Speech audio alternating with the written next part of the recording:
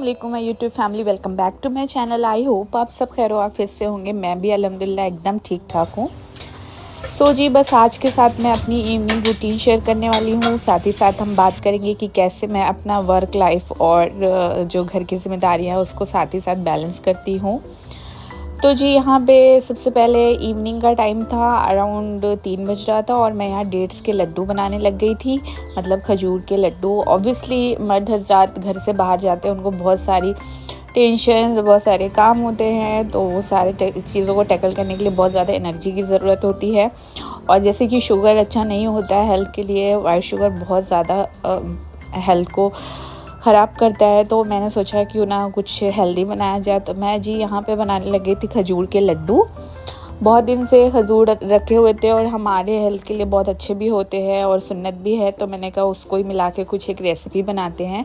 तो एक energy ball type का मैं यहाँ पे बनाने लग गई थी। तो मैं इसमें जो है खजूर को पहले से मैंने सोक्ड करके रख दिया था ओवरनाइट के लिए। उसके बाद मैं इसकी बीजें निकाल ली थी, मतलब बीज निकाल के मैंने अलग कर लिया था और इसको मैं एक मिक्सर जार में अच्छे से ग्राइंड कर लूँगी, एक पेस्ट लाइक का स्ट्रक्चर बना लूँगी। जी यहाँ पे एक पेस्ट लाइक स्ट्रक्चर बन जाए। बस जी हमने इसको अच्छे से एक बोल में निकाल लेना है, मतलब बर्तन में। और साथ ही साथ मैंने कुछ ड्राई फ्रूट्स लिए थे, तो ड्राई फ्रूट्स आप अपने हिसाब से डाल सकते हो जो आपको पसंद है, या बेसिक भी आप डाल सकते हो। तो मेरे पास यहाँ पे मिक्स ड्राई फ्रूट था, उसको मैंने निकाला है, उसको भी मैं ड्राई रोस्ट करूँगी। साथ ही साथ मैं इस एनर्जी बॉल वाले लड्डू में तीसी ऐड करूँगी। तीसी मतलब फ्लैक्स सीड जो ब्राउन कलर की होती है। सूजी को मैंने थोड़ा सा देसी घी डाल के अच्छे से भून लिया था, तो बहुत अच्छी खुशबू आ रही थी। जब आप इसको बनाओगे तो आपको फ़ील होगा। और साथ ही साथ मैंने थोड़ा सा मूंगफली, मखाने का लावा और भी जो बेसिक तिल वगैरह था मेरे पास, वाइट तिल था, ब्लैक तिल था, वो मैंने ऐड किया था। ये सारी चीज़ों को ऐड करने के बाद मैंने मिक्स ड्राई फ्रूट इसमें ऐड किया था, उसको भी मैंने हल्का सा ड्राई रोस्ट कर लिया था। ड्राई रोस्ट करने के बाद उसको भी हम एक मिक्सर ग्राइंडर के जार में अच्छे से एक फ़ाइन पाउडर टाइप का बना लेंगे।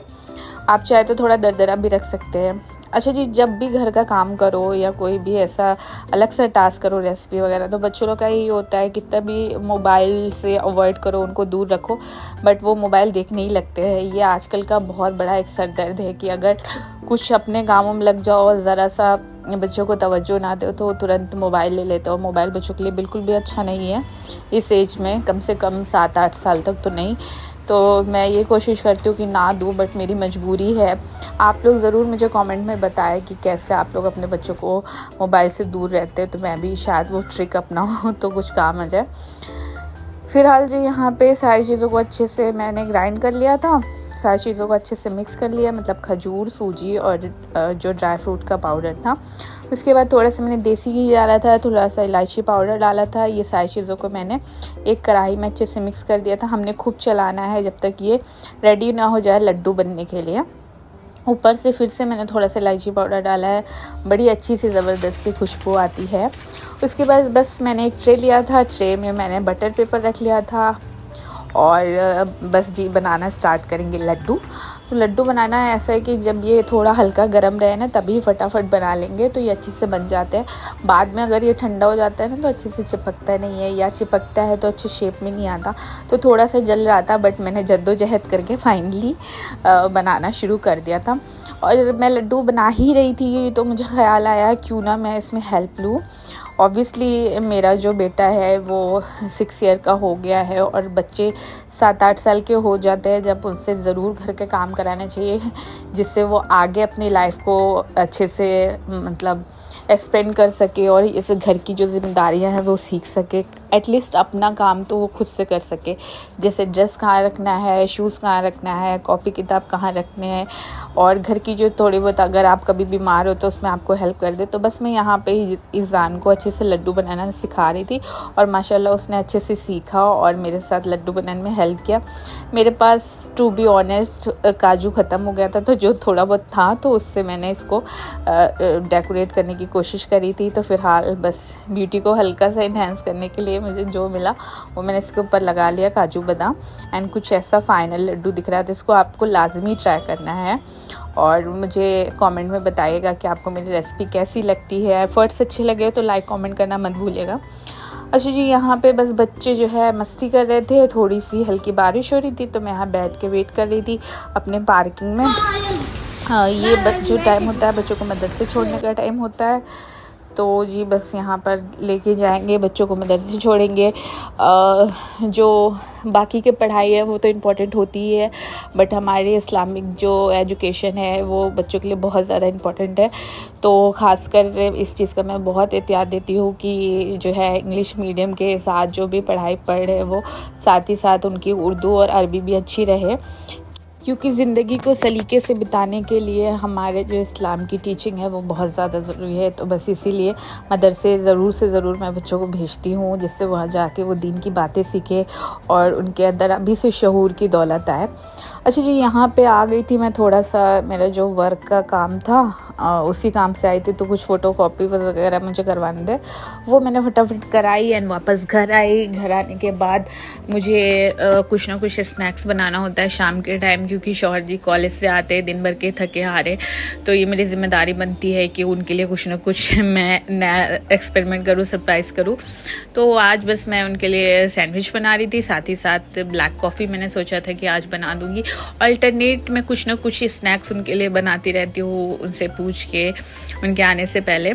तो फिलहाल यहाँ पे बस जी सैंडविच बना रही थी सैंडविच मेकर में, साथ ही साथ मैंने जो है ब्लैक कॉफ़ी भी बनाने के लिए दी थी। और घर में बना था रिक्वच, मतलब क्या बोलते हैं, घुइयाँ के पत्ते, घुइयाँ तो हमारे लखनऊ में बोलते हैं, आई डोंट नो आप लोग की तरफ क्या बोलते हैं, अरुई का पत्ता बोल सकते हो आप। तो बस उससे ही वो कुछ रेसिपी होती है गांव वाली, वो मम्मी ने बनाई थी। साथ ही साथ मैंने उसको भी फ्राई कर लिया था, बड़ी अच्छी लगती है खाने में। तो ये सारी चीज़ें बस हल्की फुल्की स्नैक्स की तैयारी हो रही होती है इवनिंग के टाइम। साथ ही साथ बच्चे मदरसे गए होते हैं और तो फिर मुझे थोड़ा बहुत टाइम मिल जाता है, तो मैं भी अपनी तस्बीह वगैरह पढ़ती हूँ और थोड़ा बहुत जो काम होता है मेरा घर से रिलेटेड और वर्क से रिलेटेड उस पर थोड़ी बहुत एडिटिंग वगैरह कर लेती हूँ, क्योंकि इस टाइम मैं फ्री होती हूँ। और सच में एडिटिंग करने में बहुत ज़्यादा टाइम ज़ाया होता है, बहुत वेस्ट होता है, क्योंकि इंस्टाग्राम भी है, यूट्यूब भी है और फिर मेरा काम का भी बहुत सारे ऐप है, तो उसको यूज़ करते करते आँखों में सच में दर्द होने लगता है। तो शाम के टाइम जब तक स्ट्रॉन्ग कॉफ़ी नहीं मिलती तो अपने आप को मैं रिफ़्रेश महसूस नहीं करती।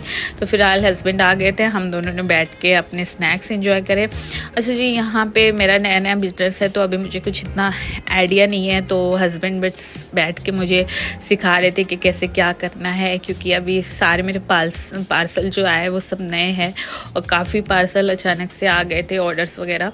तो उन्होंने बैठ के मुझे बताया कि ऑर्डर कैसे पैक वगैरह करना है। एंड यहाँ पे फिर जी जब बच्चे मदरसे से आ जाते हैं तो उनका स्टडी टाइम स्टार्ट हो जाता है।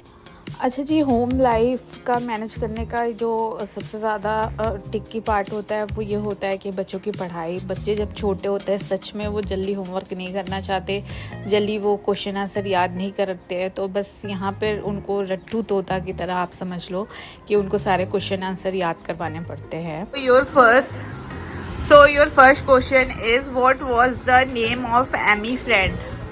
Maddie. Very nice. What Amy father give her on her birthday? Books. Very nice. Who lost Amy book? Maddie. Very nice. With whom Amy live? Amy किसके साथ रहती थी? Parents. Very nice. इस तरीके से जी सारे काम निपटाने के बाद फाइनली खाना वगैरह सबका डन करने के बाद रात का कुछ 1-2 घंटा मुझे मिलता है, तो मैं अपने वर्क पे थोड़ा ध्यान देती हूँ, जो भी रिसर्च वगैरह करनी होती है वो मैं करती हूँ। सो ये था मेरा इवनिंग की रूटीन, जो कि मैं थोड़ा प्रोडक्टिव करने की कोशिश कर रही हूँ। आई होप आप लोग को अच्छा लगा होगा व्लॉग। अगर अच्छा लगा होगा तो लाइक कमेंट करिएगा। फिर से मिलते हैं नए व्लॉग के साथ। अल्लाह हाफिज़।